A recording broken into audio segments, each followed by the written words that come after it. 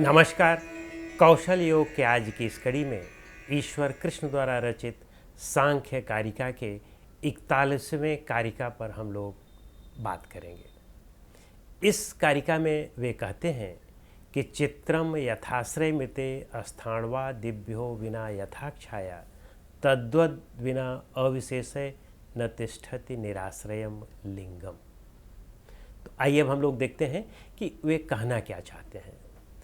पूर्व कारिकाओं में उन्होंने जो हमारे 13 करण हैं उसमें बुद्धि का प्रथम स्थान बताया। इस कारिका के माध्यम से वे सूक्ष्म शरीर के आधार की बात करते हैं कि सूक्ष्म शरीर भी किस पर टिका रहता है।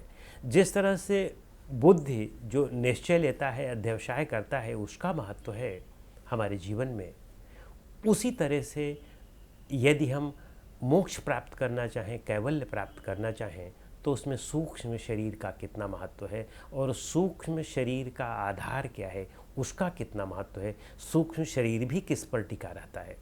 स्थूल शरीर तो ठीक है, सूक्ष्म शरीर पर टिकता है। अब सूक्ष्म शरीर किस पर टिकता है, जब हमें उसका ज्ञान होता है तभी हम चीज़ों को अच्छी तरह से समझ करके उस द्वार को तोड़ सकते हैं। तो यहाँ पर वह कहते हैं कि चित्रम, चित्रम का मतलब जो पिक्चर है, चित्र है। फिर कहते हैं यथा, यथा का मतलब जिस प्रकार। तो कह रहे हैं कि जिस प्रकार चित्र। फिर कहते हैं कि आश्रयम, आश्रयम का मतलब आधार। जिस प्रकार चित्र के लिए कोई आधार चाहिए।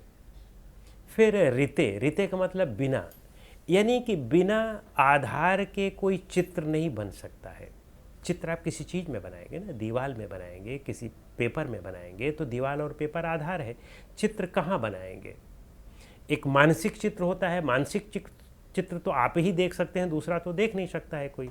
तो और मानसिक चित्र में भी आप अपने चित्त पर उसका एक चित्र बनाते हैं, तो हमें कोई न कोई एक आधार जरूर चाहिए। तो जिस तरह से बिना आधार के चित्र नहीं बन सकता है। और फिर कहते हैं कि स्थाणवा दिव्यो बिना यथाक्षाया। स्थाणवा, स्थाणवा का मतलब स्तंभ, स्थाणवादि यानी स्तंभ आदि। स्तंभ हुआ, पेड़ हुआ, या जो इस तरह की चीज़ें हो, पोल हुआ, उसके आदि। फिर कहते हैं स्थाणवा दिव्यो बिना, बिना स्तंभ के। स्थाणवा दिव्यो बिना यथा, जिस प्रकार। छाया नहीं बन सकती है। बिना स्तंभ के कोई छाया नहीं बन सकती है। बिना कोई पोल के कोई छाया नहीं, किसी चीज़ की छाया बनाओगे ना। तो जिस तरह से वे कहते हैं, पहले वाले में जो कहते हैं कि जिस तरह से कोई चित्र आपको बनाना है तो उस चित्र के लिए कोई आधार चाहिए, और जिस तरह से कोई छाया आपको बनानी है तो उसके लिए कोई स्तंभ आदि चाहिए, उसी तरह से हमारा यह सूक्ष्म शरीर जो है, इसको भी तो कोई आधार चाहिए, ये कहाँ टिकेगा। इसीलिए वे कहते हैं कि चित्रम यथाश्रय मृते स्थाणवा दिव्यो बिना यथाक्षाया। फिर कहते हैं तद्वत बिना अविशेषे। तद्वत, तद्वत माने उसी प्रकार, बिना उसके, उसी प्रकार बिना, तद्वत बिना अविशेषे। अविशेष का मतलब यहाँ पर क्या है। पूर्व की कारिकाओं में हम लोग स्पष्ट रूप से देख चुके हैं कि अविशेष का मतलब सूक्ष्म होता है और सूक्ष्म का मतलब यहाँ पर तन्मात्राएं हैं। उसी तरह से तन्मात्राओं के बिना, यानी पंच तन्मात्राओं के बिना, तद्वद बिना अविशेषे न तिष्ठति निराश्रयम लिंगम। न तिष्ठति, नहीं रुक सकता है, नहीं ठहर सकता है, नहीं प्रतिस्थापित हो सकता है।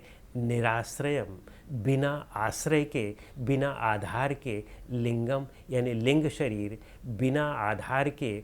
उसी तरह से बिना आधार के लिंग शरीर भी नहीं ठहर सकता है। तो लिंग शरीर का आधार क्या है, उन्होंने बताया कि लिंग शरीर का आधार अविशेष यानी पंच तन्मात्राएं हैं। तो जिस तरह से बिना आधार के चित्र नहीं बन सकता है और बिना स्तंभ के छाया नहीं रह सकती है, वो कहते हैं कि ठीक उसी प्रकार से बिना अविशेष के लिंग शरीर भी ठहर नहीं सकता है, स्थित नहीं हो सकता है, उसकी सत्ता नहीं रह सकती है। तो कहने का मतलब है कि लिंग शरीर वह किस पर स्थित होता है। यद्यपि उसमें भाव तो बुद्धि के होते हैं, जो 8 भाव हैं वे बुद्धि के होते हैं, लेकिन वह भी टिक नहीं सकता है अगर पंच तन्मात्राएँ न हो। तो पंच तन्मात्राएँ चूँकि विषय हैं, उन विषय के आधार पर ही, विषयों से ही तो हमें राग या द्वेष होता है। तो वो जब विषय होते हैं, उन विषयों पर से जब हम संलग्न होते हैं, तभी हमें दूसरी शरीर ग्रहण करना होता है, तभी हमारा सूक्ष्म शरीर बनता है, लिंग शरीर बनता है। तो अगर सूक्ष्म शरीर हमारा न बने तो हमारा स्थूल शरीर तो पैदा ही नहीं हो सकता है। और सूक्ष्म शरीर कैसे बनता है? सूक्ष्म शरीर उसका आधार बता रहे हैं कि पंच तन्मात्राएँ हैं, यानी पंच विषय हैं।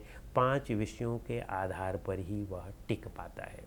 तो इस तरह से वे यहाँ पर कहना चाहते हैं कि सूक्ष्म शरीर के लिए जो सबसे महत्वपूर्ण पंच तन्मात्राएँ हैं, हमें उनका भी ज्ञान होना चाहिए, क्योंकि वे ही आधार हैं और उन्हीं से हमें अपने आप को अलग करना है।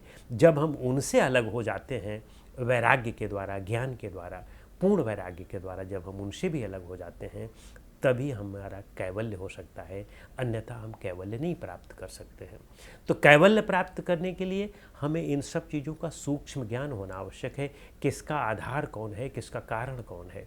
तो सूक्ष्म शरीर का कारण उन्होंने बताया कि ये हमारी पंच तन्मात्राएँ हैं। तो इस तरह से इस कारिका के विषय में इतना ही।